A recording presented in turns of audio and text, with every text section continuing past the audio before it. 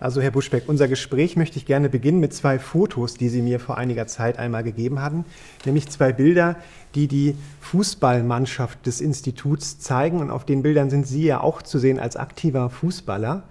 Welchen Eindruck hinterlässt dieses Bild oder diese beiden Bilder auf Sie? Welche Erinnerungen wecken die beiden Bilder an das Institutsleben? Ja, die sind sofort sehr lebendig und ich muss dazu sagen oder darf dazu sagen, ich bin selbst an sich unsportlich, war es auch damals nicht gerade. Aber als ich im Institut war, und darüber sprechen wir ja dann noch ausführlicher, hatte ich das Gefühl, zusammen mit einem Freund, mit dem ich da sehr eng auch zusammensaß, Axel Werbke, eigentlich wäre es doch schön, wenn wir mehr Bewegungskontakt miteinander hätten. Und dann sind wir einfach durch die Stuben gegangen, in dem damals ja wesentlich kleineren Institut, und haben gefragt, würden Sie mitmachen, Basketball einmal in der Woche oder ich weiß jetzt ehrlich gesagt, da setzt schon jetzt die Schwäche ein, ob es mehr war, aber jedenfalls eine beschränkte Zeit. Und wir waren so begeistert, haben eigentlich alle, mit ganz wenigen Ausnahmen, die weniger überraschend waren, das lag mehr an der Konstitution dieser Kollegen, haben da mitgemacht. Und das Ganze ist dann vom Basketball sehr stark in Fußball übergegangen. Und ich habe an dem sozialen Erlebnis weiter eigentlich gern partizipiert, aber ich blieb immer, wurde nicht gewählt, weil ich ein ganz schlechter Fußballschütze war. Aber das konnte ich gut verkraften, denn die Sache war schön. Und in diesem Zusammenhang nur, was es bedeutete, als Herr Frohwein, Jochen Frohwein, der zu meiner Zeit ja im Institut war und sich habilitierte, wie andere auch, als er seinen ersten Ruf nach Bochum bekam und wegging hier von Heidelberg, da haben wir ihm, das war eine Idee von Herrn Steinberger damals, einen Marzipankorbball übergeben, auf dem war mit Zuckerguss drauf geschrieben, Frohwein vor, noch ein Tor. Und ich kann noch dazu sagen, ich habe gehört oder gelesen, dass Herrn Professor Mosler, ich meine, es war bei seinem 60. Geburtstag, wohl 72, könnte doch wohl der 60. gewesen sein, ist ihm von dem späteren Professor Meinhard Hilf und unserem damaligen Hausmeister und seinem Fahrer, Theo Völker, ein goldener Fußballschuh überreicht worden, als Dank dafür, dass er gestattet hat, dass in der Dienstzeit Sport gemacht wurde. Also so viel mal dazu, das hat mich schon, ist ganz fest und ich kann nicht mehr jetzt alle sagen, die auf dem Bild sind, viele kenne ich. Ich habe das mal, Herrn Tomusch hat zu einem Geburtstag geschrieben und dass ich ihn darauf gesehen habe, er hat bestritten, da dabei gewesen zu sein. Also das darf ich dann nicht mehr sagen, aber er war sehr wohl bei dem Sport auch. Sie waren ja von 1965 bis 1970 am Institut. 70, genau. Ja. Und in dieser Zeit haben Sie quasi die Sportgruppe mitbegründet, die ja dann auch sehr lange noch existiert hat. Ja, die ging weiter und ich trat da, also ich bin jetzt unverschämt, habe ich daran erinnert, dass ich also genau weiß, dass ich rumgelaufen bin und die Leute gefragt habe. Sie sind ja auch gut dokumentiert auf dem Bild. Als sportlich bin ich völlig im Schatten gewesen. Aber ich fand es immer schön, dass es stattfand. Auf den Bildern sind 10 bis 12 Personen zu sehen. Ja. Waren das dann quasi alle Referenten der damaligen Zeit am Institut? Es sind auch ein paar Auswärtige wohl dabei, aber überwiegend sind es Assistenten und Referenten. Also wir waren zu diesem Zeitpunkt, ich weiß jetzt nicht, ob ein Datum draufsteht hinten, vor 1970, ja. Also ich war ab 68 Referent, vorher hießen wir ja als Gerichtsreferendare Assistenten und hier sind einige, so wie ich, als Gerichtsreferendare drauf und der Übergang ist mir dann nicht mehr so geläufig, wann es genau war, nicht? Von daher kann ich nicht sagen, aber wir hatten dann auch diesen und jenen von außerhalb dabei, aber es sind, wenn ich hier schnell hinschaue, überwiegend Leute aus unserem Kreis. Ja, das heißt also, das Institut hatte nicht viel mehr als 10 Nein. bis 12 Referenten oder Doktoranden in der damaligen Zeit. Ja, Sie wissen ja, ich meine, Sie haben mir erzählt, Sie haben sich das alte Institut angeschaut. Und wir sitzen jetzt in einem Raum, also der ist mindestens doppelt so groß, dieser hier. Also ich glaube, das andere war vielleicht ein Drittel, aber also jedenfalls sehr viel kleiner. Der zentrale Versammlungsraum des Instituts, nicht der Leseraum, wo dann später auch Veranstaltungen stattfanden, aber das war der Raum, wo diese Referentenbesprechungen stattfanden. Und der war gefüllt nahezu vollkommen, wenn die wissenschaftlichen Mitarbeiter von Assistenten bis Referenten und wissenschaftlichen Mitgliedern da um den Tisch saßen. Nicht? Das heißt, Das es muss 20 etwa Personen, oder? 25 sowas gewesen sein. Ja, ich glaube, in diesen Raum passen mehr als 70 Personen. Also da merkt man diesen hier, in diesen ja. Raum. Ja, Ja. Das heißt, ja. da merkt man, wie Ja, groß dieses Institut ja. auch geworden ist. Ja. Nicht? Also, aber insofern Ihre Frage, das bedeutet mir sehr viel. Und es ist ein kleines Beispiel für das Leben in diesem Institut und was es bedeutet, aber da kommen wir ja vielleicht noch drauf. Das ist auf jeden Fall. Also Sie sind 1965, wie Sie sagten, ans Institut gekommen. Was Ja. hat Sie denn ans Institut geführt? Ja, das ist auch ein längerer Weg. Ich habe in Marburg angefangen zu studieren und bin dann nach Berlin gegangen, 2 Semester, und im 4. Semester habe ich hier in Heidelberg angefangen und da habe ich schon Völkerrecht bei Professor Mosler belegt und habe eigentlich dann in den folgenden Semestern immer auch bei ihm Seminar pro Seminar mitgemacht, mal auch Übungen im Völkerrecht. Ich weiß nicht mehr, was wir da gemacht haben, muss ich Ihnen ganz offen zugeben. Aber es war bei Mosler.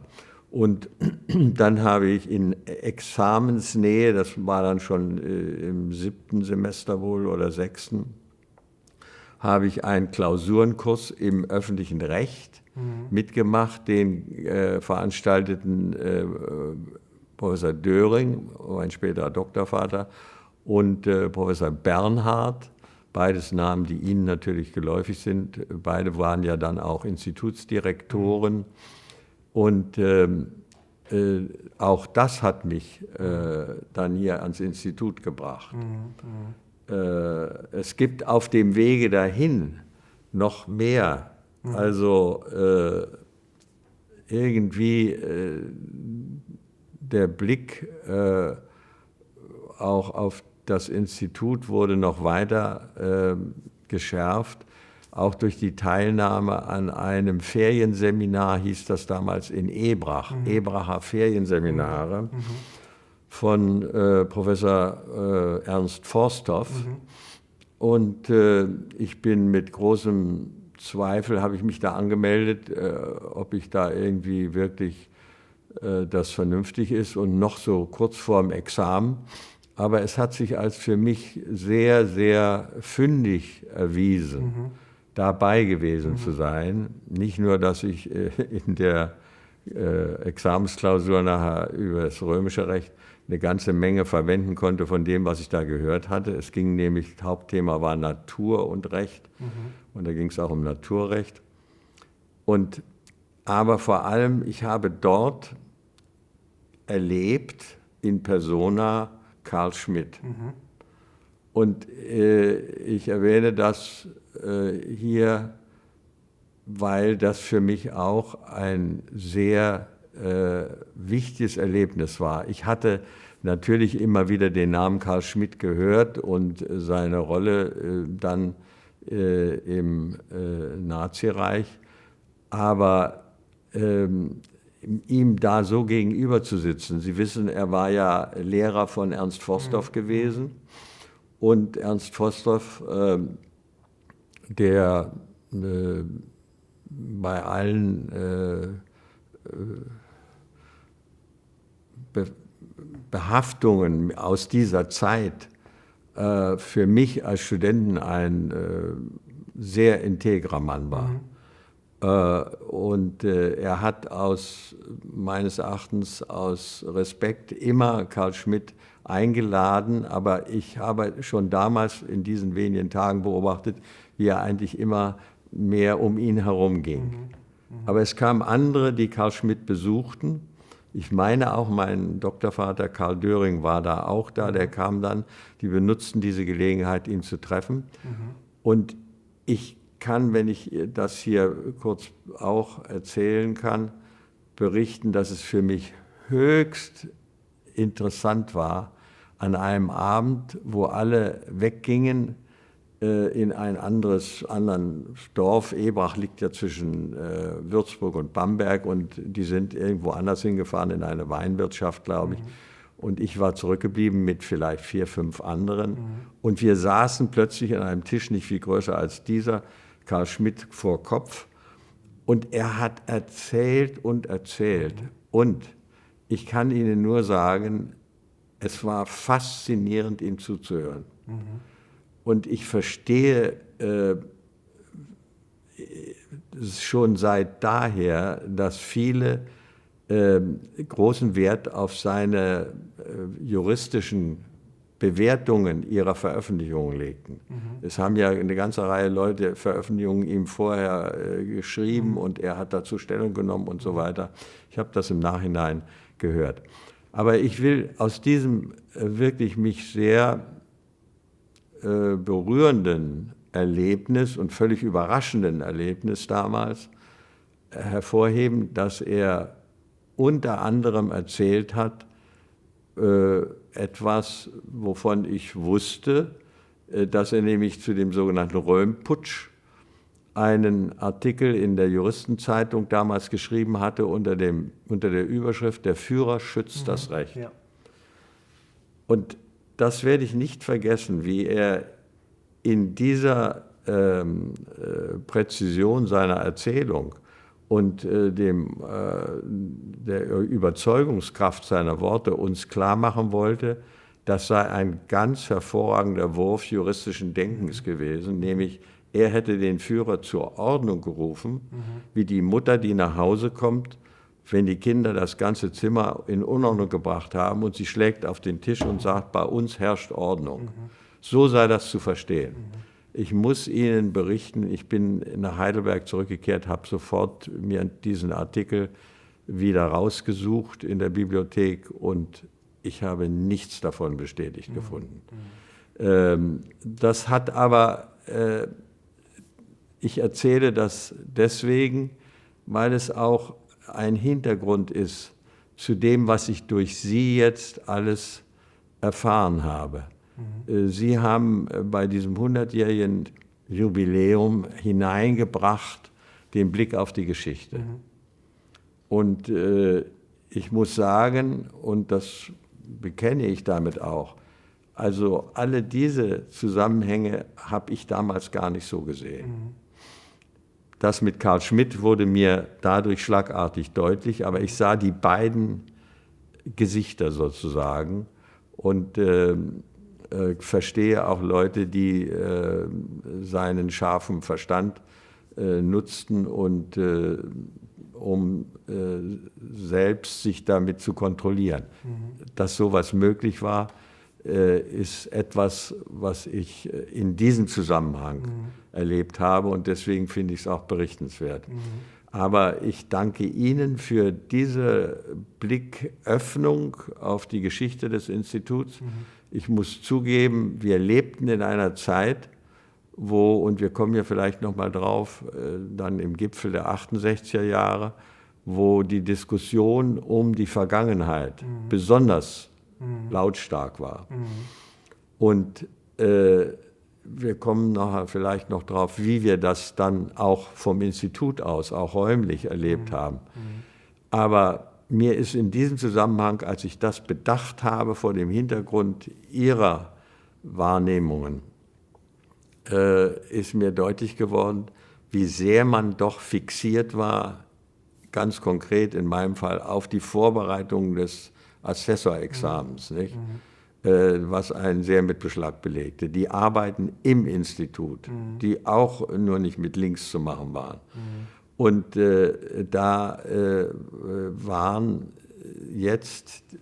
war das eine gewisse Aufarbeitung auch, muss ich sagen, verbunden mit diesem 100-jährigen Jubiläum, was insofern auch für meine Wahrnehmung deutlich unterschiedlich war zu dem 50-jährigen. Ja. Vielleicht mal so viel dazu. Das ist auf jeden Fall ein sehr spannender atmosphärischer Einblick. Also Sie haben ja studiert zwischen 1959 und 1963. Genau. Das heißt, diese Begegnung mit Carl Schmitt wird dann Anfang der 60er. 62 war das, muss im September 62 gewesen sein. Denn ich habe deswegen, das will ich noch anführen, so war Carl Schmitt eben offenbar. Ich habe ihn nur dieses eine Mal in meinem Leben erlebt, aber ich habe bei einem Vortrag, den wir dann in einem ganz engen Raum in diesem Gasthaus in Ebrach hatten, von dem Professor Welzel, einem Bonner Strafrechtler, der ein Buch veröffentlicht hatte, Naturrecht und materiale Gerechtigkeit. Und er hatte gerade die zweite Auflage vorbereitet und er hielt einen Vortrag über seine Konklusionen und hatte dazu die Druckfahnen des Schlusskapitels. Und ich saß näher als zu Ihnen jetzt, direkt neben Carl Schmitt. Und Carl Schmitt guckte mich plötzlich an und sagte so, dass es alle hören konnten, er liest ab. Und es war vernichtend. Der Mann war kein großer Redner, das war bekannt, auch so schon als Student wusste man das auch von anderen. Aber er war ein sehr akkurater Denker und Carl Schmitt lehnte diese naturrechtlichen Zugänge einfach ab, das ist bekannt. Aber dass er so etwas sagte, gehört auch dazu. Jedenfalls für ihn, wie ich ihn an diesen wenigen Tagen wahrgenommen habe. Und das hat mir eine Menge bedeutet. Und ich möchte nochmal betonen, das bedeutet für mich nicht, dass ich sage, ich lehne diese Person total ab. Ich kann aber auch nicht sagen, ich bin auch nicht berufen, irgendwie was zu seiner Verteidigung zu sagen. Ich sage nur, ich gebe offen zu, es war faszinierend, ihm zuzuhören. Und man musste aber sehr wach bleiben. Das sind sehr spannende Eindrücke, die Sie da gerade schildern.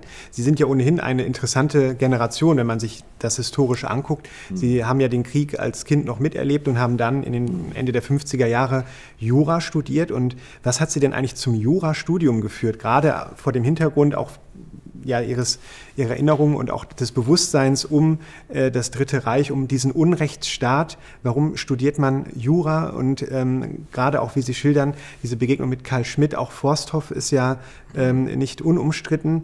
Wie muss man sich das vorstellen? Ein Studium, man beginnt es und weiß ja vielfach gar nicht, was die eigenen Professoren in der Zeit getan haben im Dritten Reich, die einem aber dann jetzt erklären, beibringen, was Recht und Rechtsstaat sind. Ja. Wie muss man sich diese Atmosphäre vorstellen, Ihrer Generation? Ja, die Atmosphäre, um das zu sagen, war vor allen Dingen geprägt dadurch, dass die Runde machte, als Jurist hat man überhaupt keine Aussichten, es gibt zu viele. Und ich weiß, mein Vater hat dann an Professor Forsthoff, den wir aus anderem Zusammenhang kannten, geschrieben, was er davon hält, wenn sein Sohn Jura studieren will. Und Forsthoff hat dann geschrieben, es stimmt zwar, dass jetzt gerade mal es schwierig ist, da unterzukommen, das kann aber binnen kurzem völlig anders aussehen, wenn man nur mal bedenkt, der ganze Bedarf, der durch die europäische Einigung zustande gekommen ist, von Juristen und so weiter. Das ist aber nur jetzt rein faktisch so gewesen. Ich muss Sie enttäuschen. Ich hatte keine großen Gedanken bei der Juristerei. Ich habe Medizin angefangen. Ach so.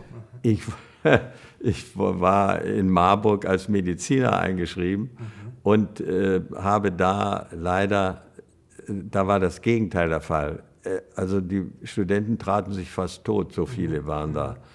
Und ich hatte das Gefühl in der Schule, die naturwissenschaftlichen Fächer, ich bin mit ihnen zu Rande gekommen, aber ich hatte kein Feeling für diese Dinge und hatte immer das Gefühl, wenn du Mediziner wirst und hast diese naturwissenschaftliche Basis, die zunehmend wichtig ist einfach, hast da ein Fremdgefühl, dann ist das nicht richtig. Und das hat mich wahnsinnig beschäftigt. Und ich habe dann mit einem Patenonkel in Marburg lange Gespräche geführt, der war da Richter und der hat gesagt, du willst ja nur den Menschen helfen und ihnen nahe sein, aber die Mediziner arbeiten mit Apparaten und du wirst sehen, da bist du auch nicht näher dran. Auch das hat mich nicht, die Entscheidung nicht letztendlich wahr gemacht, aber diese Sorge, dass ich medizinisch ohne dieses naturwissenschaftliche Feeling, ich immer mich schwach fühlen würde. Das hat entschieden, dass ich dann in die Juristerei gegangen bin, die mich interessiert hat. Vom Fach her, in der Familie war ich da der Erste. Ist auch bis jetzt da in der engeren Familie niemand nachgefolgt. Aber doch, meine Tochter ist es jetzt geworden auch, ja. Aber es waren keine großen Herrengedanken aus der Geschichte. Ja. Die spielten am Rande auch eine Rolle, aber für diese Entscheidung war das einfach geprägt durch dieses sich klar werden, kann ich Medizin weitermachen oder nicht, und dann war Jura ein Interessensstudium? Ich sage Ihnen, ich habe in Marburg, das muss man sich mal klar machen, aus heutiger Sicht, bin ich zu dem Immatrikulationsbüro gegangen und habe gesagt, ich möchte zusätzlich Jura studieren. Zusätzlich? Also aus heutiger Sicht an sich verrückt, ja. Man würde ja nicht, ein junger Student heute würde sich das überhaupt nicht trauen. Aber Sie sehen daran, wie damals die Verhältnisse waren. Die haben ja nur gesagt, ja, das geht nicht beides zusammen. Sie müssen sich das bis über Pfingsten überlegen und danach, und dann ist es korrigiert worden eben, nicht? Aber das finde ich eigentlich auch ganz interessant, wie man damals noch offen handelte, mache ich das oder mache ich das? Das war dann später mit Numerus Clausus und so weiter. Ist das schon völlig fremd, eine solche Vorstellung, nicht? Und das heißt dann, dass die problematischen Aspekte der Biografien auch Ihrer Lehrer, die Sie dann an der Universität hatten, Ihnen dann erst nach und nach bewusst geworden sind, oder auch als Sie jetzt auf Carl Schmitt trafen, war Ihnen vorher ein Begriff, wer Carl Schmitt war? Ja, dass er in diesem Maße belastet war, wusste ich. Einzelheiten, ich habe dann auch im Studium ein Buch von ihm, Nomos der Erde, in einem Seminar bearbeitet und so weiter. Und ich wusste, seine Verfassungslehre war wieder veröffentlicht worden, die er früher geschrieben hatte, ist ja unverändert, also wenn ich es recht in Erinnerung habe, völlig unverändert wieder veröffentlicht worden. Und als Buch einfach hat hohe Qualitäten, ja, in der Stringenz des Denkens, was dem zugrunde liegt. Und das zeigt eben das auch, was ich Ihnen mit dieser kleinen Geschichte berichtet habe, dass da die Dinge so nah beieinander liegen, ja, dass man sagen kann, wie in der Musik, dass die Vorzeichen, also den Charakter eines Stückes völlig verändern bis hin zu Dissonanzen. So kann es eben sein, dass jemand eine Verfassungslehre schreibt, die man heute auch studieren kann und an der man messen kann, was müsste anders sein, oder wenn ich was anderes mache, worauf muss ich achten? Ich kann Ihnen noch berichten, dass Herr Frohwein vor einigen Jahren hier in der Stadt hier einen Vortrag gehalten hat über die Weimarer Verfassung und hat berichtet, dass Carl Schmitt zu den ganz wenigen gehörte, oder es waren kaum andere, die die These vertraten, die er hatte, dass das, was jetzt ich glaube, es ist Artikel 79 des Grundgesetzes steht, die sogenannte Ewigkeitsgarantie, dass gewisse Artikel des Grundgesetzes nicht verändert werden dürfen. Er hat das seinerzeit, hat er gesagt, bestimmte Eckpfeiler der Weimarer Verfassung müssen unveränderbar sein, sonst wird das Ganze aus den Angeln gehoben. und er hat dafür gar keine Zustimmung gefunden. Und ich kann Ihnen nicht sagen, wie Erich Kaufmann dazu stand, ob der auch dagegen war oder dafür. Nur das fand ich sehr bemerkenswert, was Frohwein da berichten konnte. Und auch das gehört zu dem Bild dieses Juristen, zu dessen Verteidigung ich nicht mich aufschwinge. Aber es zeigt fürs Leben, wie vielseitig Persönlichkeiten sind.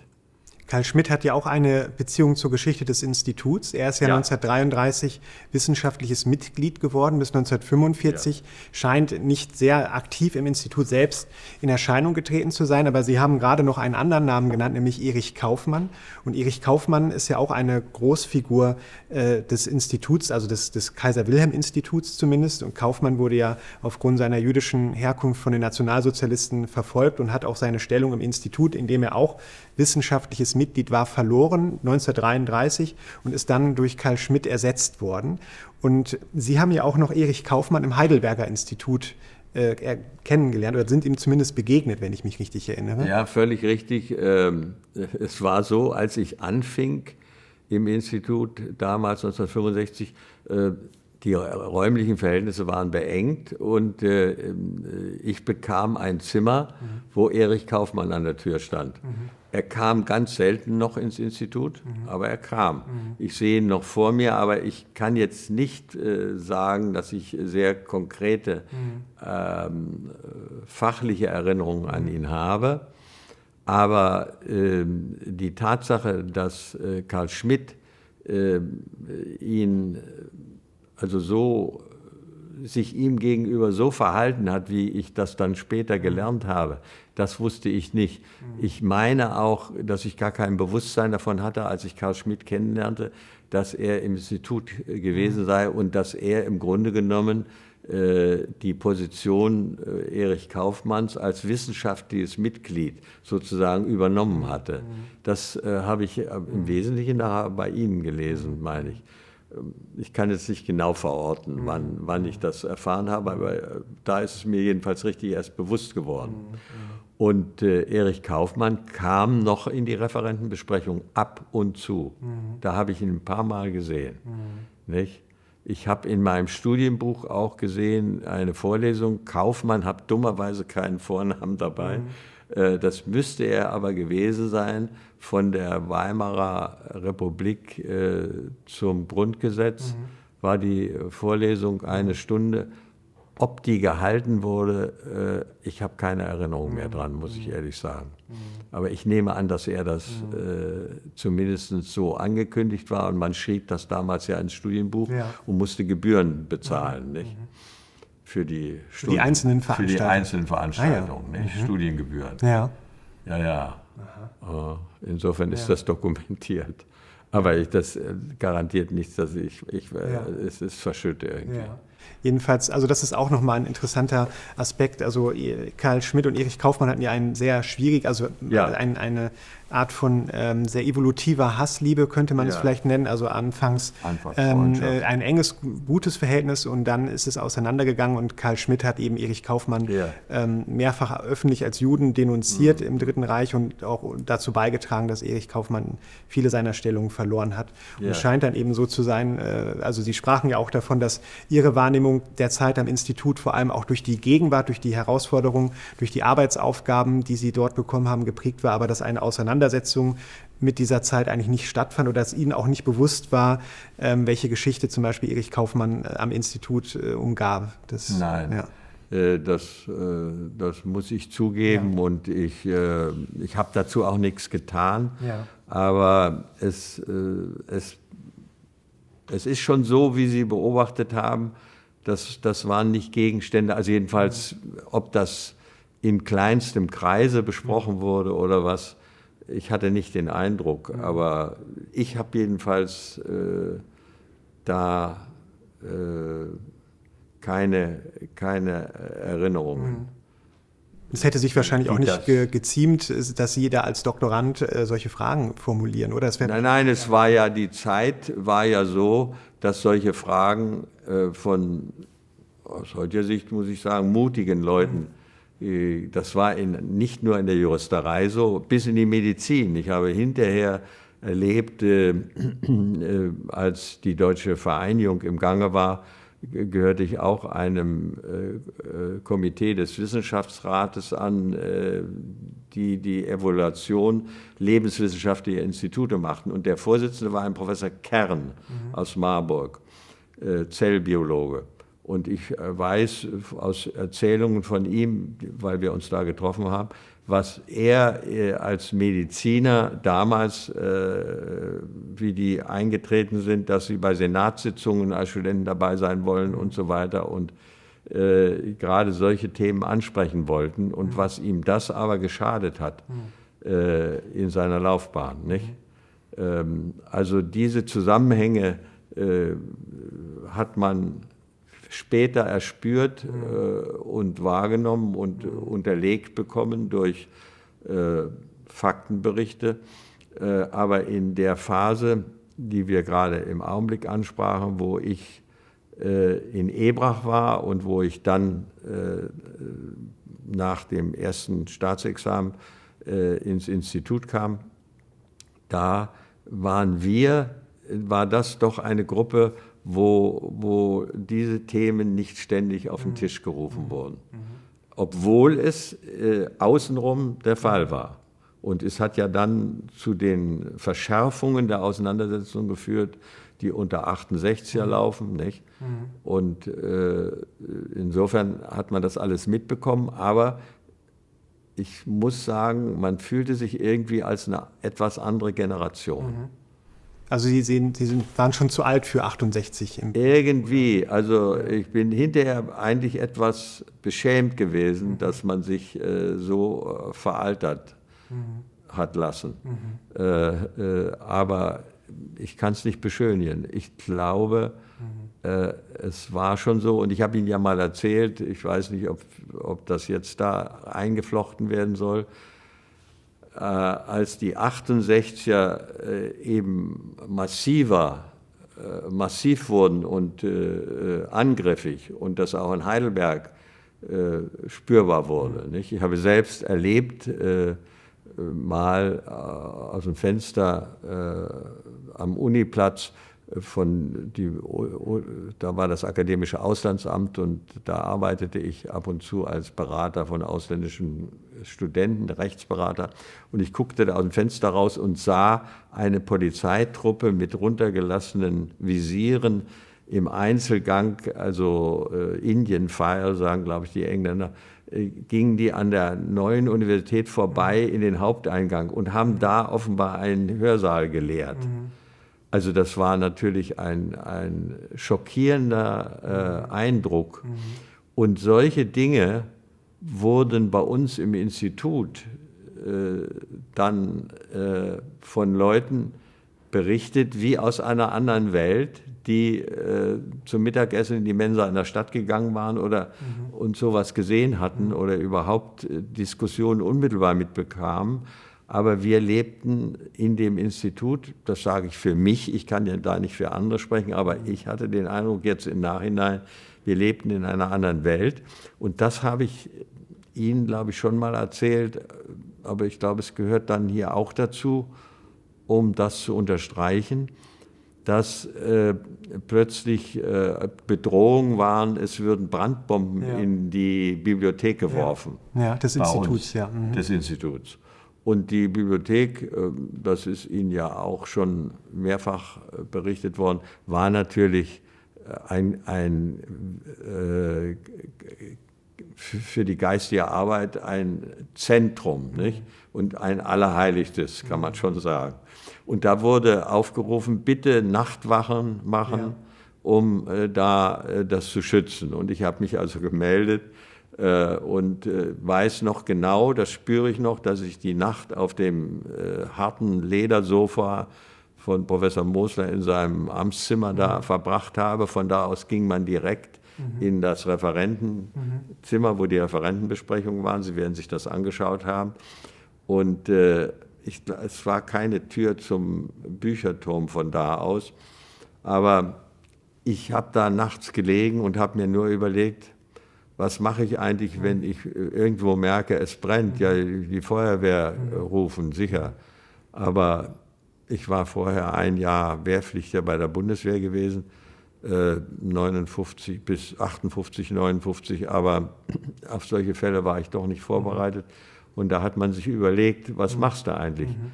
Aber es war eben die Bedrohung von außen. Und Sie wissen, dass Karl Döring da sich auch in der FAZ zu geäußert hatte und so weiter.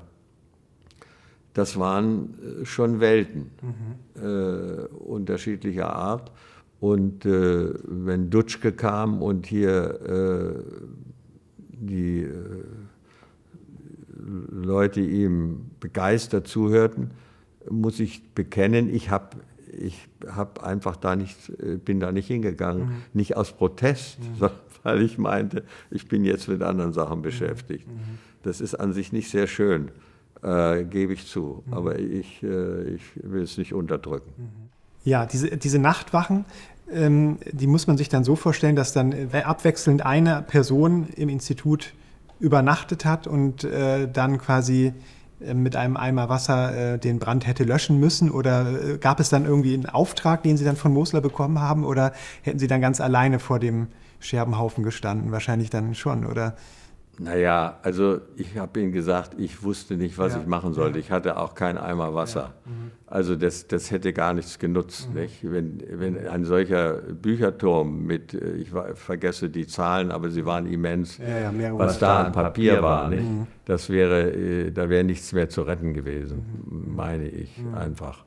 Aber ich kann Ihnen auch nicht berichten, wie das jetzt, mit welcher Regelmäßigkeit das gemacht wurde. Ich habe mir gemerkt, diese eine Nacht vergesse ich nicht, weil ich da auf diesem harten Ledersofa lag und mir immer überlegte, was machst du jetzt, wenn da welche kommen, ja? Und ich hätte es auch nicht gewusst, nicht? Aber es ist irgendwie, es bebildert sozusagen die Situation, wie wir im Institut waren, und in der Altstadt, wo die Uni ist, tobte ein Kampf. Und die Leute, die in der Stadt waren oder bei Vorlesungen oder selbst Veranstaltungen hielten, oder Döring, der erlebte, dass in der Vorlesung solche Fragen kamen oder solche Konfrontationen, die berichteten wie Kampfberichterstatter, nicht? Und so habe ich es jedenfalls in meiner Erinnerung. Und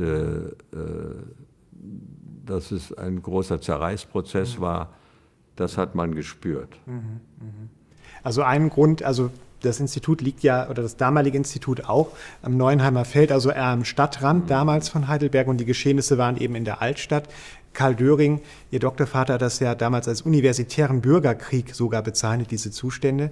Er war ja auch jemand, der sehr polarisiert hat, der auch, glaube ich, sehr im Fokus der Kritik der protestierenden Studierenden stand und, glaube ich, auch ein Anschlag auf ihn verübt wurde, ein Brandanschlag.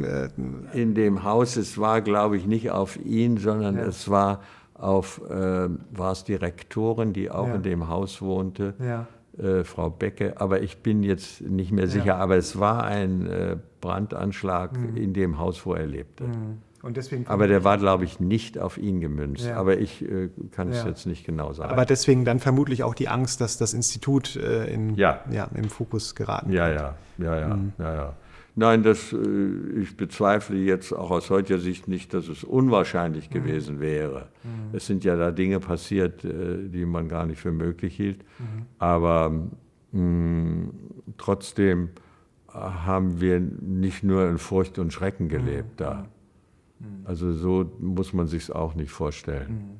Weil man könnte quasi sagen, 1968 am Institut ist ausgefallen. Das hat keinen Effekt auf die Mitarbeiter, auf die Forschung gehabt, oder ist das diskutiert worden innerhalb des Instituts in der Referentenbesprechung beispielsweise, oder hatte das einen Einfluss auf die Selbstwahrnehmung des Instituts? Ich würde meinen, das war überwiegend so, dass die Leute sagten, wir verstehen nicht ganz, was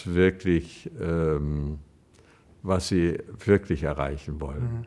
68. Ja. Also es war, aber ich bin da vorsichtig.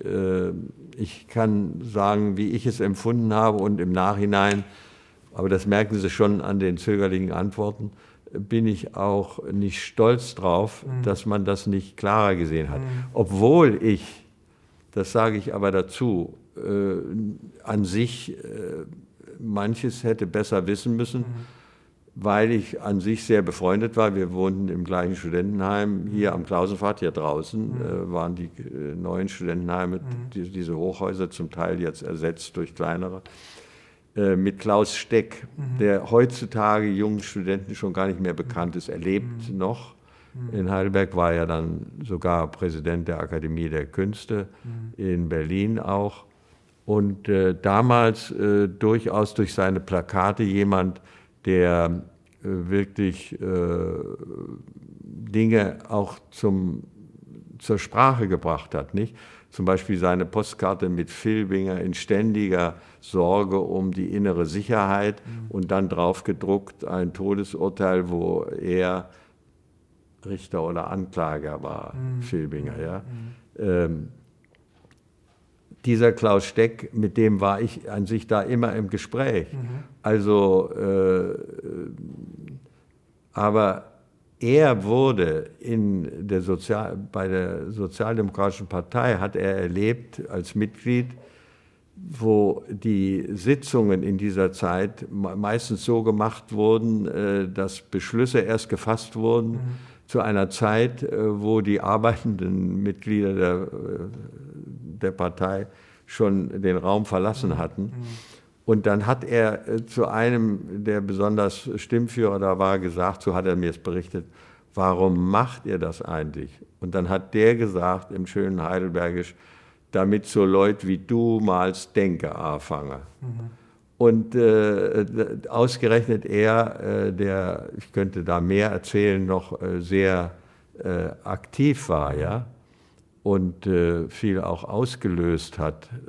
Zum Beispiel nachher, als ich bei Hauff war, hat Hauff ja eine Ausstellung für ihn in Bonn arrangiert, die in gewisser Weise also ganz stark gestört wurde. Sie war in der Parlamentarischen Gesellschaft und dort in den oberen Räumen tagte die CSU-Landesgruppe. Und als sie runterkamen, hatte seinerzeit der Abgeordnete Jenninger, war es, der später Bundestagspräsident war, falls Sie sich erinnern. Der hatte Plakate da abgerissen und auf denen rumgetrampelt. Und dazu ließe sich noch viel erzählen, auch weil ich da eine Begegnung mit Herrn Höcherl hatte, die sehr beeindruckend war, sehr positiv beeindruckend. Aber solche Dinge passierten und Klaus Steck war da in vorderster Front. Aber wie gesagt, in diesen 68er Zeiten sind wir waren auch einfach scheuer. Das kann ich noch mit folgendem Beispiel belegen. Als die Spiegel-Affäre war, jetzt muss ich überlegen, ich glaube, das war 1961 oder sowas, als Strauß Verteidigungsminister war.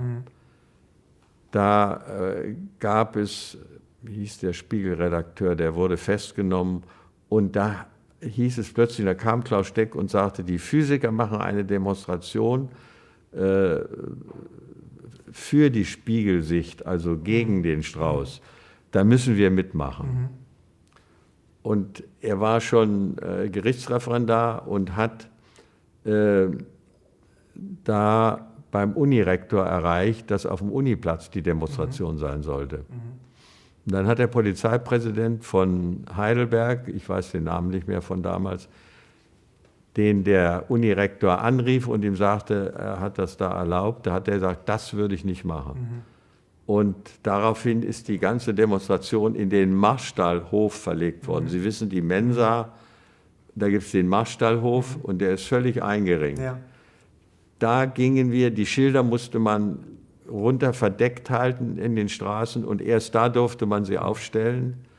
Und da stand man in diesem, das ist heute noch so, glaube ich, da ist so ein Rasen in der Mitte und da ist ein Zaun drum. Und da drin stand man mit diesen Schildern, ich glaube Strauß raus oder was da drauf stand. Und die einzige Öffentlichkeit war im Wesentlichen dann eine japanische Reisegruppe, die damals war das noch neuer mit solchen beweglichen Fotogeräten alles aufgenommen hat. Nicht?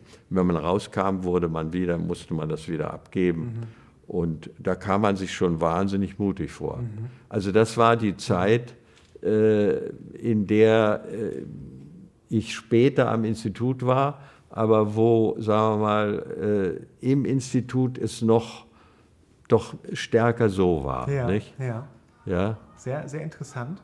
Also Sie haben jetzt auf jeden Fall so die historischen Rahmenbedingungen, das historische Grundgefühl dieser Zeit sehr eindrücklich geschildert. Ich würde jetzt gern noch etwas mehr auf das Institut an sich als wissenschaftliche Einrichtung und Ihr Erleben des Instituts als Forschungseinrichtung kommen und beispielsweise Ihre Erinnerung an die Referentenbesprechung. Wir sprachen ja schon auch über diesen Raum, in dem wir uns befinden, in dem heute die sogenannte Montagsrunde stattfindet, die ja früher Referentenbesprechung hieß.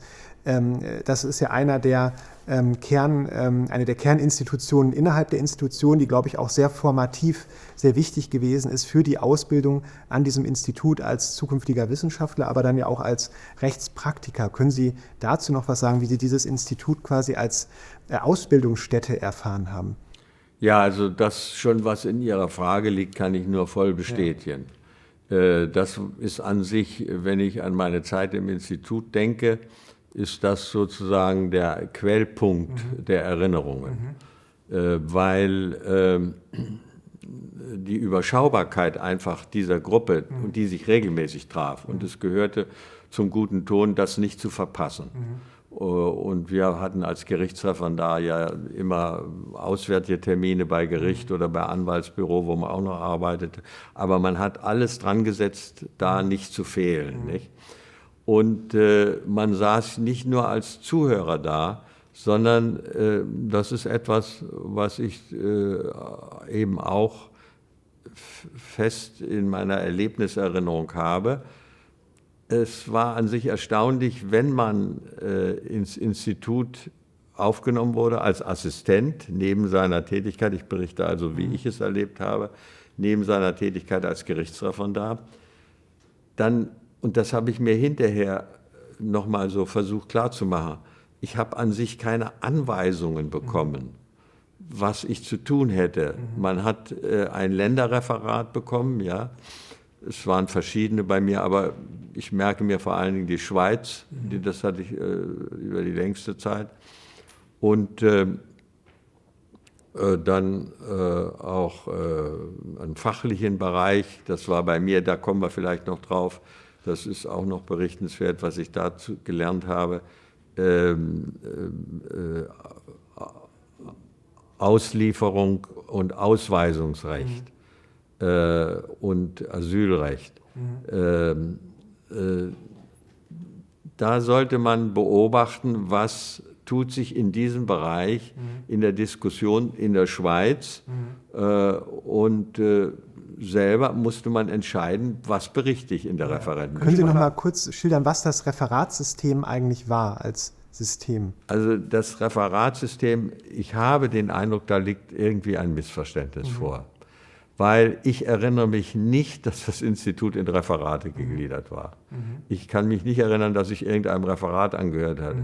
Ich war erst Assistent, so hieß es, gleichzeitig Gerichtsreferendar und habe da meine Arbeit so verwalten sollen, dass ich mir selbst die Informationen beschaffte, die ich brauchte und nach dem Vorbild, wie ich es in der Referentenbesprechung erlebte, möglichst sehe, dass man das nicht zu kurz und nicht zu lang macht, vor allem nicht zu lang und präzise vorträgt. Aber dass ich da in einem Referat zugeordnet gewesen wäre, das hat sich irgendwann mal in einem der Berichte über das Institut festgesetzt. Ich glaube, Professor Mosler hatte diese Idee von den Referaten mitgebracht. Er war ja Leiter der Rechtsabteilung des Auswärtigen Amtes eine Zeit lang gewesen. Und das hat ihn, glaube ich, sehr beeindruckt. Ich kann nachher auch noch ein bisschen erzählen, was ich von Mosler da auch persönlich so gelernt habe, auch handwerklich. Aber da sind natürlich die Referate, das ist die kleinste Arbeitseinheit in einem Ministerium eben, nicht? Aber das habe ich nicht wiedergefunden im Institutsleben. Wenn zum Beispiel, was ja eine typische Aufgabe war, die das Institut sich stellte, rechtsvergleichende Gutachten, Auskünfte für internationale Organisationen, also zum Beispiel Europarat wurde viel gemacht, nicht? Dann lief das so, dass man für das Land, wofür man die Zuständigkeit hatte, wenn es in dem Raster drin war, was bearbeitet werden sollte, dann eine Stellungnahme machte. Und dann kann es so gewesen sein, dass einer einen Querschnittsbericht machen sollte.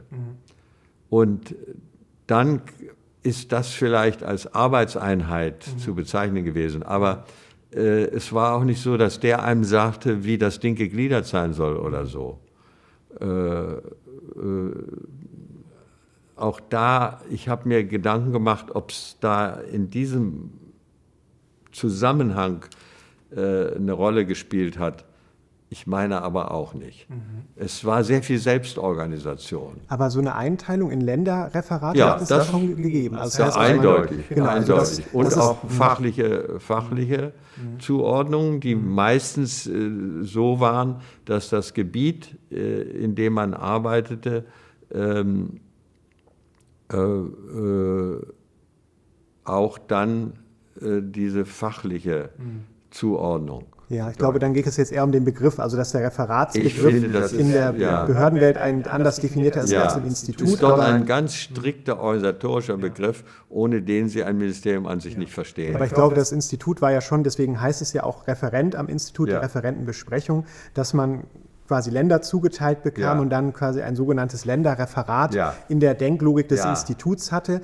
Und ich glaube, das ist sogar schon von Viktor Bruns übernommen worden aus dem Auswärtigen Amt, dass man quasi die Welt versucht abzubilden in seiner Ganzheit und die jeweiligen Entwicklungen innerhalb eines Länderreferates dann zu bearbeiten. Das heißt also, das ist schon, wenn man sich das vorstellt, dass er ins Institut kam, dann ist ihm quasi ein Land zugeteilt worden als in Anführungszeichen Referat und dann mussten Sie, wenn ich das richtig verstehe, in den Referentenbesprechungen regelmäßig, also in dem großen Besprechungsforum, in dem alle wissenschaftlichen Angehörigen, Forschenden des Instituts sich einmal in der Woche getroffen haben, dann reihum vorstellen, was passiert ist. Und das Entscheidende ist eben, ich meine, es ist auch immer wieder eine Frage, wie war die Hierarchie und so weiter, das gehört dann in dem Bereich vielleicht auch gerade Referate. Ja. Ich habe mir auch Gedanken dazu gemacht. Natürlich gab es, also man kann ja nicht sagen, da gab es keine Hierarchie. Karl Döring sagt das immer, hätte keine Hierarchie gegeben. Ja, und da hat er auch recht. Es kommt sehr darauf an, indem er das sagte, hat er sozusagen positivistisch auch recht gehabt. Ja. Denn Hierarchie hängt auch sehr viel davon ab, wie der Einzelne fühlt. Ja. Nicht? Also wir kennen das Wort vom vorauslaufenden Gehorsam und so weiter. Das in der Atmosphäre, nach der Sie eingangs gefragt hatten, des Instituts, war an sich dieses nicht so vorgeprägt, dass man dass da also ganz zu schweigen von Geschäftsordnung. Also mir ist jetzt eine Geschäftsordnung, vielleicht gab es auch die, aber sie hat mir nichts Besonderes bedeutet. Ja? Entscheidend, trotzdem, Autoritäten gab es. Aber in dem Sinne, dass sie nicht festgelegt wurden, sondern dass sie akzeptiert waren. Nicht? Also wenn ich mal einen Namen nenne, Alexander Makarow, der schon in der Berliner Zeit auch aus Petersburg kommend wohl im Institut war und dann nach dem Krieg hier wieder. Der wurde einfach akzeptiert und verehrt auch, a conto seiner Beiträge. Ja. Und so war es bei den anderen eigentlich auch. Nicht? Also das war das, was man auch, wenn Sie fragen, wie war der Bildungseinfluss, das war ein das zu erleben, dass man sich gegenseitig ernst nahm, dass aber auch jungen Leuten zugehört wurde. Und man musste sich selbst korrigieren, wenn man feststellte, eigentlich kommt das hier nicht an. Ja? Liegt das nicht auch mitunter daran, dass das Institut sozial quasi recht homogen strukturiert war, also dass die quasi schon als Doktorand, Student, Jurist in einem Umfeld sich befanden, das doch in dem Sinne relativ ähnlich war, dass man eben, es war ein sehr deutsches Institut damals, männliche deutsche Prädikatsjuristen, die unter sich waren, die ähnliche Ausbildungswege durchlaufen hatten, die dann an dieses Institut gekommen sind, indem man quasi eine Hierarchie vielleicht auch gar nicht ausspielen musste, die man sie gar nicht formulieren musste, weil sie implizit Rangordnung, Autoritäten eingeschrieben waren. Man hat sie auch implizit sofort anerkannt und deswegen kann ich mir vorstellen, dass aus Sicht von Karl Döring, der, glaube ich, nicht als anti-autoritärer Lehrer, Jurist gelten kann, dass aus seinem Empfinden heraus keine Hierarchie da war, weil er sie nie ausspielen musste in dem Sinne. Da ist viel dran, das ist schon richtig. Und gerade Karl Döring, der viele Seiten hatte und geprägt war auch durch seine Kriegserfahrung, nicht? Und schon auch wusste, dass gewisse Ordnungen auch eingehalten werden müssen, nicht? Aber er hatte auf der anderen Seite eben auch eine große Freiheit und die hat er auch weitervermittelt in seiner Vorbildhaftigkeit. Ja? Also wenn ich mich ganz persönlich frage, dann muss ich sagen, in diesem Institut, diese Referentenbesprechung war so der Kulminationspunkt oder der das Fokalerlebnis, wo alles zusammenkam, was man unausgesprochen atmosphärisch erlebte. Das Institut war so eng, dass man sich ja gar nicht aus dem Wege gehen konnte. Man wollte es auch nicht. Ich erinnere mich nicht, es gab auch da Spannungen, unterschiedliche Auffassungen und so weiter. Aber im Großen und Ganzen war es so, man hatte immer die Möglichkeit, jemanden anzusprechen.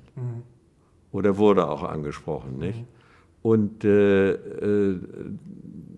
irgendwo hat, glaube ich, Herr Professor Bernhard mal erwähnt, von Heisenberg irgendein Satz, Wissenschaft entsteht im Gespräch. Da war dieses Institut meines Erachtens ein gutes Beispiel dafür. Rein auch in der räumlichen Enge. Ja? Wir waren zum Teil, also der Anfang war in dem Zimmer von Kaufmann, das war nur kurz, dann saß ich mit anderen zusammen, was auch interessant war, wenn man plötzlich mit Ausländern auch in einem Zimmer saß, aus Jugoslawien, einer Dimitrijevic und ein anderer aus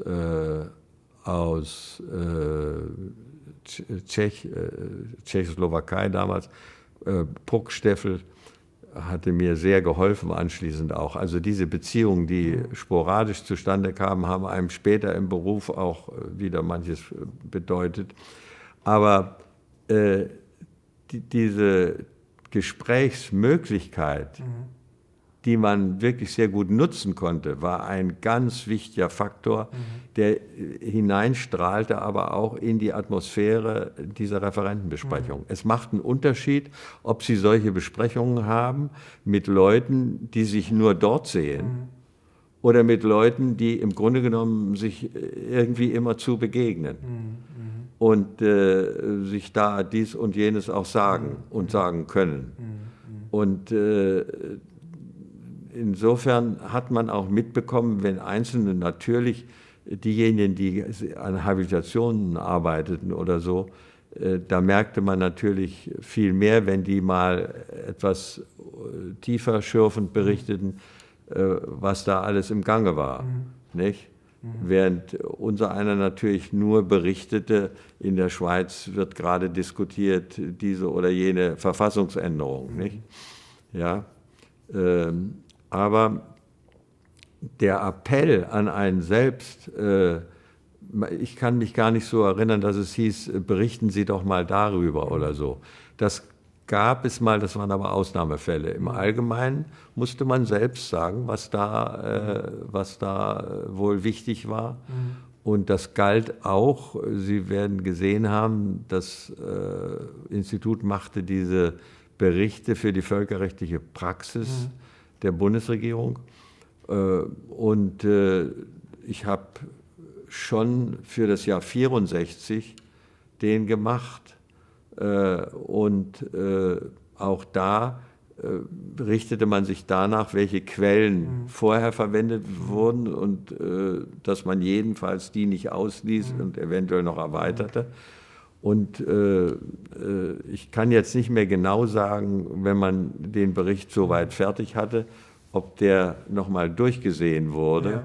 Das habe ich jetzt vergessen. Ja. Aber es war, man hatte das Gefühl, ich muss es selbst entscheiden. Das heißt, und das war eine Herausforderung. Und Ihre Arbeitsaufgaben, also Sie waren einmal dann nach dem Referendariat, sind Sie ja als Doktorand dann am Institut tätig gewesen. Das heißt, Sie haben Ihre eigenen Forschungen durchgeführt zu Ihrer Doktorarbeit. Haben Sie das Thema frei wählen können oder ist es Ihnen aufgeteilt? Ich würde ganz gern dazu noch etwas sagen, weil das wirklich ein bleibendes Erlebnis war für mich im Zusammenhang mit der Doktorarbeit.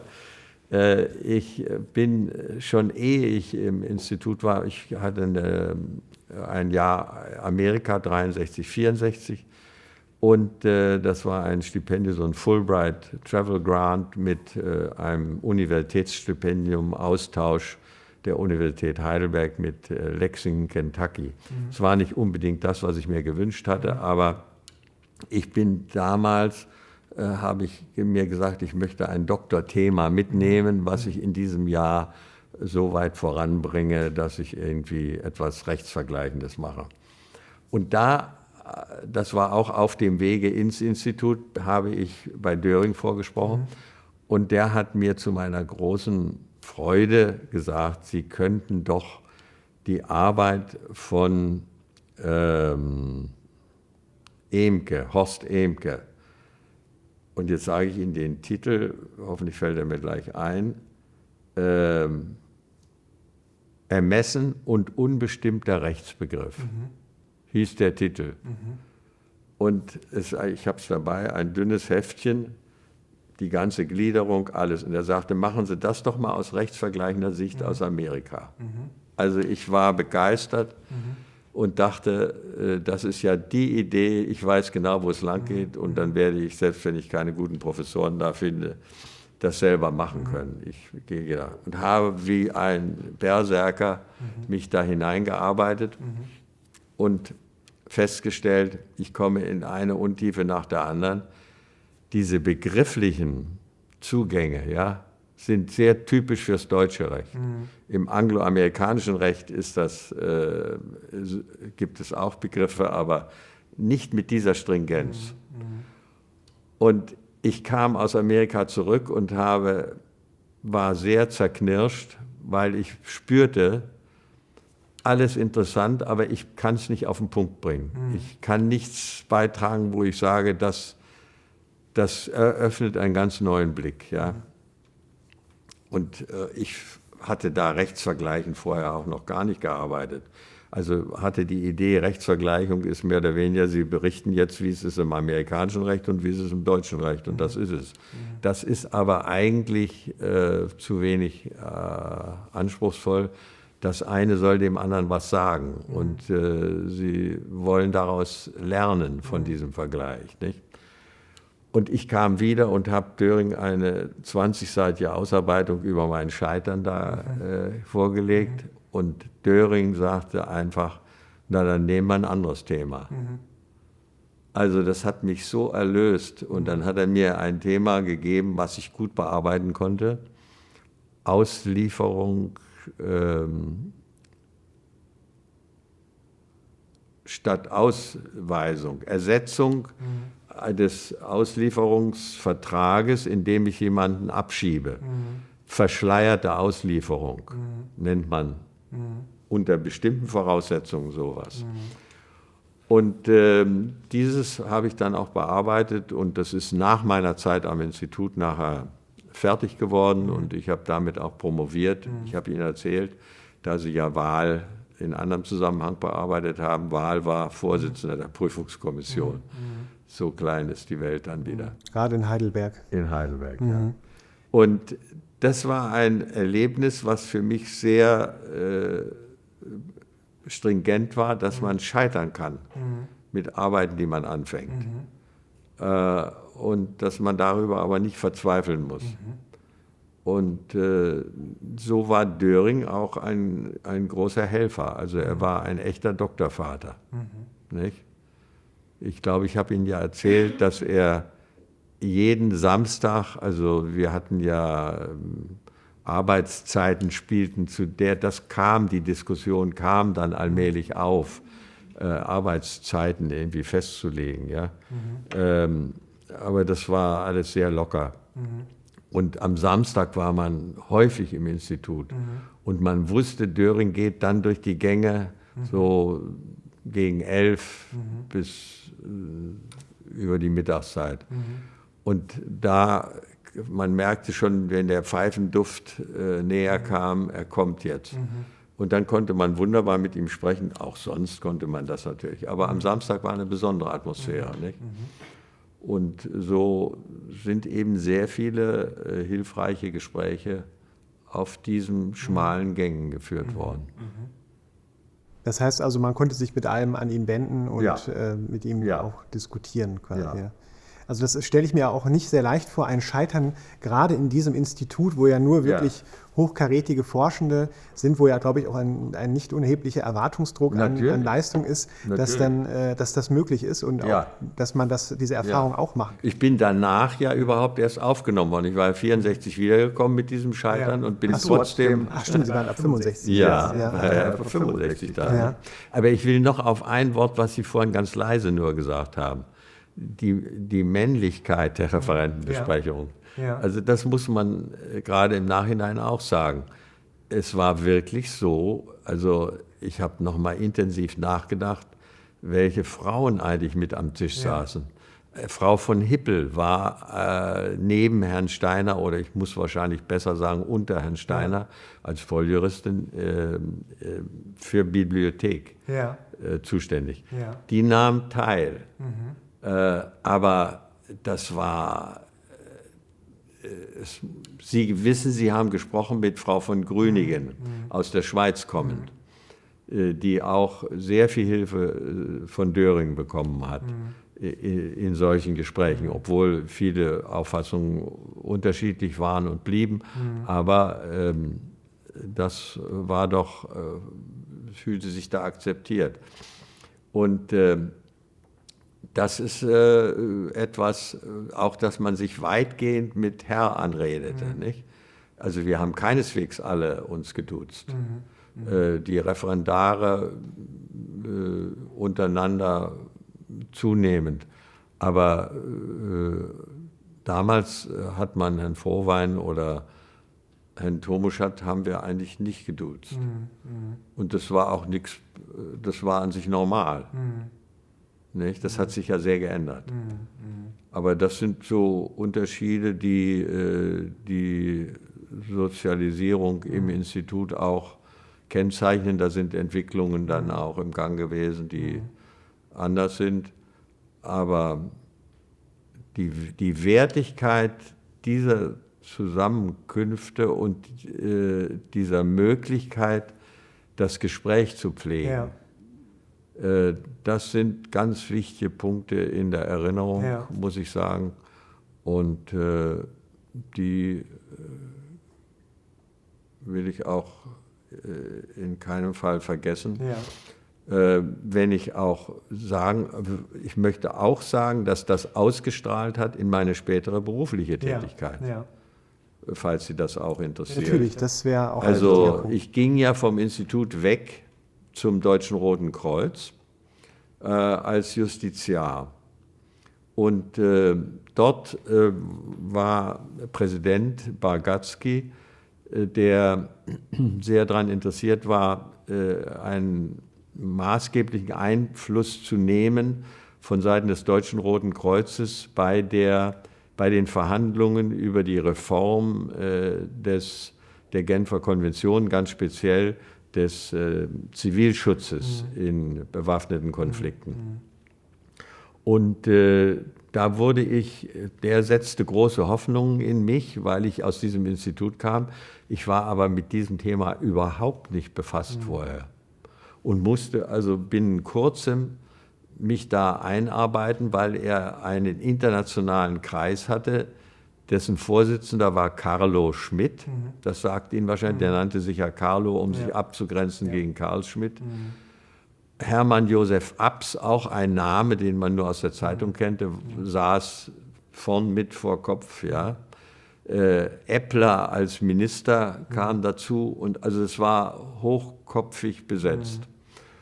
Und da sollte ich schon in wenigen Wochen einen Vortrag halten, ein Referat, was kann das Deutsche Rote Kreuz machen, nicht? Und Co-Referent war Professor Seidel-Hohenfeldern aus Köln. Also das hat mir sehr auf den Magen geschlagen, können Sie sich vorstellen. Und da hat mir das Institut geholfen. Erstens, dass man sich in Sachen einarbeiten muss. Das kann manchmal schnell gehen müssen. Das hatte man hier einfach an verschiedenen Fällen doch auch geübt. Und das Zweite war die Verbindung hierher. Ich hatte erwähnt, bei mir saß gegenüber am Tisch Puck Steffel, ein Jurist aus Tschechien, der dann Tschechoslowakei, der nach dieser russischen Intervention 1968 nachher hier festgehalten wurde. In dem Zusammenhang gibt es auch die merkwürdigsten Geschichten, die ich erzählen könnte. Ich will es aber mal jetzt aushalten. Und der war spezialisiert gerade bei diesen Genfer Konventionen. Und das hat mir ungeheuer geholfen, indem er mir erstmal diese ganzen UN-Drucksachen, dass ich die nicht alle raussuchen musste. Das wäre auch viel schwerer gewesen da in Bonn bei dem Roten Kreuz. So gut dokumentiert waren die nicht. Sodass ich diesen Vortrag halten konnte und der immerhin so ankam, dass ich auch nachdem ich das Rote Kreuz verlassen hatte und ins Ministerium für Bildung und Forschung hieß es damals, das hat seinen Namen immer wieder gewechselt, ging, hat der Präsident mich immer wieder geholt und ich wurde befreit vom Ministerium, vom Dienst, dass ich mit zu internationalen Rotkreuzkonferenzen fuhr, um ihn ganz speziell zu beraten. Was nicht ganz einfach war, weil er einen Generalsekretär hatte, der wirklich ein ganz großer Kenner dieser Materie war. Aber er hatte nicht so einen leichten Umgang mit ihm und war deswegen immer darauf interessiert. Und ich musste sehen, dass ich mit beiden irgendwie gut hinkam. Aber es war eine interessante Zeit. Nicht? Ja, Sie haben ja wirklich auch eine sehr beeindruckende Vita. Also wenn man anguckt, wie viele berufliche Stationen Sie hatten. Sie waren im Bundesministerium für Bildung und Wissenschaft, dann waren Sie in der ständigen Vertretung der Bundesrepublik bei den europäischen Gemeinschaften. Als die Briten beitraten, war diese Zeit. Nicht? Da hat man die Briten erlebt, die uns immer als schlaue Verhandler und so weiter hingestellt wurden. Wenn Sie es mal von dem Brexit her betrachten, zurückwirken, hatte man nicht so den Eindruck, nicht? Also, dass man sich laufend unterlegen fühlen musste, das war nicht das Gefühl. Ich habe sehr nette Kollegen da kennengelernt. Nicht? Und es war eine interessante Zeit, diese Erweiterung zu erleben. Es war ja schon schwer, als ich anfing, war es die sogenannte Sechsergemeinschaft. Nicht? Und wir waren als junge Beamte, auch aus dem Institut kommend, doch sehr stark geprägt von dieser bundesstaatlichen Erfahrung, die wir mit der Bundesrepublik hatten, dass man das gedanklich auf Europa übertrug. Und wir mussten zunehmend feststellen, das sind sehr deutsche Gedanken, nicht? Die von den anderen nicht so unbedingt ausdiskutiert wurden, aber die ihre eigenen Meinungen behielten. Nicht? Und je mehr dazu kamen, desto schwerer wurde es natürlich auch, das ist ja etwas, was man da lernt, man kann eine Meinung haben, aber die anderen dazu zu kriegen, dass sie mitstimmen, das ist nochmal eine andere Sache. Und das ist ja auch eine ganz aktuelle Frage, wenn Sie an die heutige Zeit denken, wie die Europäische Union alle möglichen riesigen zusätzlichen Mitglieder eventuell aufnehmen soll. Also die Arbeitsfähigkeit einer solchen Organisation, das ist natürlich auch eine typische Frage, für die man hier geschult wurde. Das heißt, Sie haben also für Ihren Lebensweg doch sehr viel mitgenommen aus dieser Zeit des Instituts. Das kann ich sagen. Ja. Und auch dadurch, dass diese Türöffner-Funktion, die das Institut hatte, der Name des Instituts, also wenn man ich war in Genf mal eine Zeit lang wegen meiner Doktorarbeit, hat Herr Döring mir das verschafft durch ein DFG-Stipendium, dass ich eine Zeit lang bei dem Hohen Kommissar für Flüchtlinge arbeiten konnte. Das war einfach ein Klang, wenn man sagte, ich komme aus dem Max-Planck-Institut für Völkerrecht, ja, ausländisch öffentliches Völkerrecht, ja. Das sagte etwas. Und diejenigen, die hier gewesen sind, das Wort Durchlauferhitzer haben Sie vielleicht auch gehört, das war schon bei dem alten Institut, also ich habe das schon gehört von Professor Duden, der in dem privatrechtlichen Institut war, die waren ja räumlich auch ziemlich nahe beieinander. Und da hieß es schon Durchlauferhitzerfunktion des Instituts, weil man eben später ganz viele traf, die diesen Weg gemacht haben. Und das waren häufig sehr interessante Begegnungen. Das heißt also auch, ein Weg dieses Institut hat einmal wissenschaftlich, aber dann natürlich eben auch praktisch ausgebildet. Das ist ja dann eben der Punkt, auf den Sie dann jetzt quasi verweisen. Also das sind jetzt die rechtspraktischen Karrieren außerhalb der Wissenschaft. Ja, und wenn ich das noch anfügen darf, diese Zeit hier hat mir natürlich auch Einblick gegeben. Ich wusste immer, ich will nicht also jetzt an der Uni bleiben oder sowas, sondern ich will in die Praxis gehen. Ja? Aber ich habe doch erlebt, wie Wissenschaft als eine Art Lebensform auch gelebt werden kann. Das habe ich gerade auch bei Döring erlebt. Ja? Und das war für meinen späteren Beruf insofern wichtig, als ich in der Wissenschaftsförderung zwar nicht immer zu Wissenschaft gemacht habe, aber mich eingestellt habe auf Leute, die von der Wissenschaft und mit der Wissenschaft leben. Und das ist nicht ganz unwichtig. Ja, Sie waren ja bei Volker Hauff im Bundesministerium für Forschung, Technologie, Büroleiter. Da haben Sie ja sehr wissenschaftsnah gearbeitet. Sie haben bei der ESA gearbeitet und Sie waren dann ja gegen Ende Ihrer Karriere auch Leiter des Referats MPG und DFG im Bundesministerium, das heißt für Forschung und Bildung.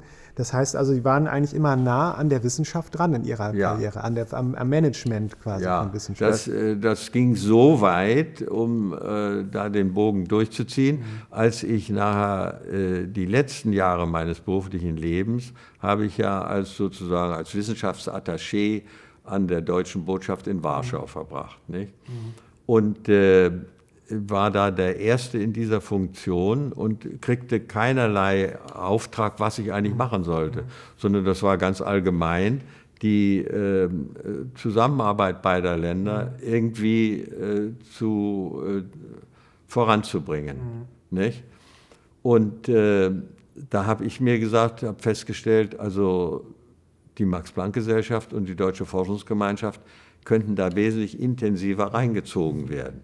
Und weil ich die vorhergehende Tätigkeit hatte, zum Beispiel Max-Planck-Gesellschaft, zu der Zeit war Professor Markel, früher war er Präsident der Deutschen Forschungsgemeinschaft, dann war er Präsident der Max-Planck-Gesellschaft, war Präsident gerade. Und ich wusste, wie so eine Jahreshauptversammlung abläuft, der Max-Planck-Gesellschaft. Und daher sagte ich mir, ich werde von Warschau aus da mal gleich hinfahren im Juni und teilnehmen, denn dann kann ich vor Ort, ohne lange Termine machen zu müssen, den Herrn Markel ansprechen, wenn er von der Pressekonferenz rausgeht, dann ist eine Zeit, wo er ein paar Minuten Zeit hat und man kann sprechen. Und meine Frage war nur, wären Sie bereit, mal nach Polen zu kommen? Dann kann ich dafür arbeiten, ja. Aber auch das ist das Leben. Der Kollege im Ministerium sagte, nee, Sie sind eben erst da angekommen, wir können Ihnen nicht schon wieder eine Dienstreise genehmigen. Und dann bin ich einfach privat, habe ich gesagt, dann mache ich es eben alleine. Nicht? Und es ist genauso gekommen, wie ich es haben wollte. Ich habe dort Merkel die Zusage abgenommen, wenn Sie mir eine Einladung verschaffen, ich komme gern. Und das war dann das erste Mal. Mir ist auch nicht bekannt, dass ein Max Planck, ein Kaiser-Wilhelm-Institutspräsident in Polen einen offiziellen Besuch gemacht hätte. Das war das erste Mal, dass das stattfand. Und das war doch sehr wichtig. Und die DFG hat sehr stark mitgezogen, auch deren Präsident, vor allen Dingen Professor Winacker nachher, ist ganz aktiv damit eingestiegen. Und das hat die Dinge auch, sagen wir mal, auf ein Niveau gebracht. Dazu ließe sich viel sagen. Aber es zeigt, es sind doch Zusammenhänge in der Tätigkeit, die man vorher gar nicht so sehen kann. Aber manches hätte man so nicht bewirken können, wenn das Vorherige nicht gewesen wäre. Sowohl das Institut als auch das, was von da ausging nachher in die Tätigkeit. Es sind wichtige Etappen als Voraussetzungen für das Gelingen der Arbeit. Wenn Sie jetzt so zum Abschluss unseres Gesprächs das Institut einem Außenstehenden in 3 Worten zusammenfassen müssten, was wäre das? Naja, das Erste wäre mal, dass ich über das Institut spreche, was ich erlebt habe. Und, aber um es ganz allgemein zu sagen, würde ich das dann auch in allgemeine Worte fassen und würde sagen, ja, das Institut ist ausländisches öffentliches Recht. Ich würde hinzufügen in den Titel Rechtsvergleichung und Völkerrecht.